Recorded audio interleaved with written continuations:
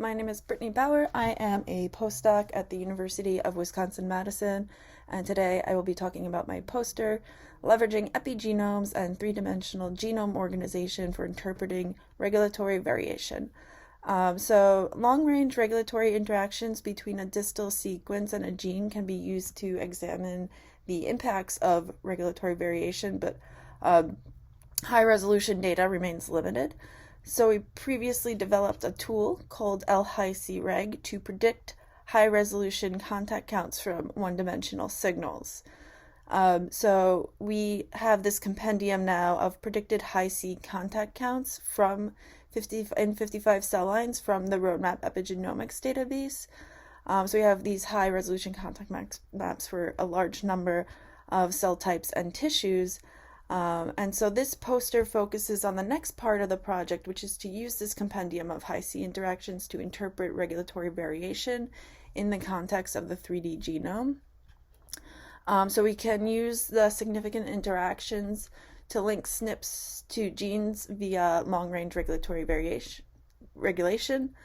So these genes have kind of a score, which is the score reflects their long-range interactions with Snips. And then we also can map the genes to a physical interaction network, like a gene-gene interaction network. And then what we do is we do a combination of network diffusion and also multitask spectral clustering. And so we get kind of these clusters, and the purpose of this is to really get at the downstream genes and pathways that may be affected by SNP gene interactions, so we can get a bigger picture of how these genes are affecting certain pathways and different phenotypes. So the next figure shows the multitask graph clustering in more detail. So again, we have the SNP gene interactions and then a physical interaction network. We do a combination of node and edge diffusion to get a fully connected adjacency matrix. So we have an adjacency matrix for each of the 55 cell lines, and then a tree that just shows the relationship between the cell lines, and we use that to do the multitask spectral clustering. So what we can do with this is identify transitioning gene sets, which are sets of genes that change their module assignments across the cell types. And what this would tell us is for a given set of SNPs associated with a phenotype, if the network connectivity and or SNP gene links are dynamic across the cell types. So we could really pinpoint sets of genes that may be important for the phenotype in specific cell types.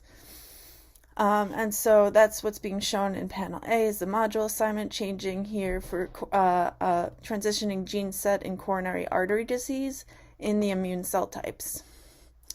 And then panel B is showing just the first eigenvector, which also reflects the same changes that we see in the transitioning gene set. And again, this is a multitask spectral clustering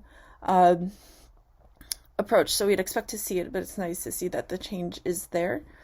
But what is more striking is the presence of SNP gene links in the transitioning gene set also matches the pattern of the module assignments, in that it's mostly, these SNP gene links are mostly present in the immune cells.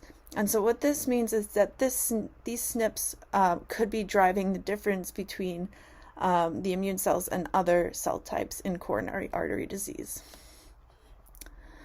So we built an app so that biologists and others can explore the regulatory variant interpretation results in more detail, and it's easy to use. So the first example here is visualizing the transitioning gene set from coronary artery disease that I just showed in the previous figure.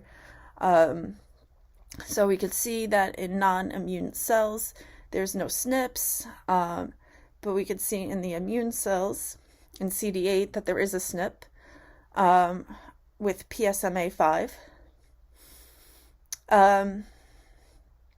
Also, we see that in the immune cell line, the nodes are bigger. Again, that PSMA5 gene has a high score, so the node size reflects the score.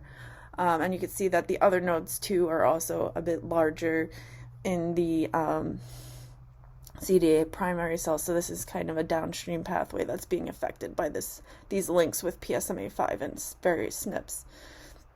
You could see a list of the SNPs that are connected to each gene, and you can also play around with it and look at different cell types and phenotypes. And then you have your different transitioning gene sets here. We can also look at the entire module. So this is module 6 in VHMEC and module 3 in CD8 primary cells. And these are the ones that have the transitioning gene set, which is now in a red box.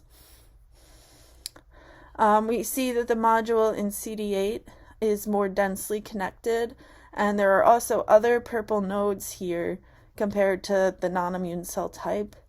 And so what this means is there may be other long-range SNP gene interactions with these other purple nodes that may be affecting this particular network or pathway. And indeed, we see a lot of long-range interactions with SNPs and important immune genes that are involved in cardiovascular disease. So this pathway is really specifically targeted in the immune cell types. I have a couple of QR codes here. This one you could read our preprint, and if you scan this one, you could play with our visualization tool yourself. Thank you for listening, and have a good day.